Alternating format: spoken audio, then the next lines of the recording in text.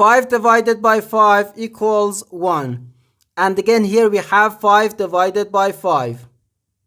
So 1 divided by 1 is just 1. But this answer is not correct, because according to the order of operations, when we have more than one division in an expression, we have to work from left to right. So here first we have to do this division, then this division, and finally this division. If we do this division before this division, it is wrong.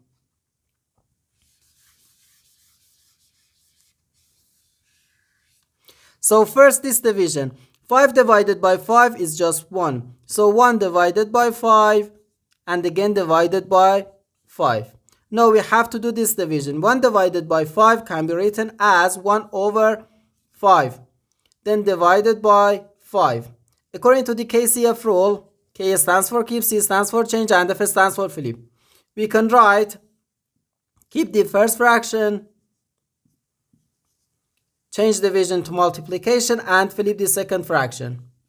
So 1 over 5 times 1 over 5, which equals 1 times 1 gives us 1. So 1 over 5 times 5, which equals 25. And this is our final answer to this problem. The correct answer is 1 over 25.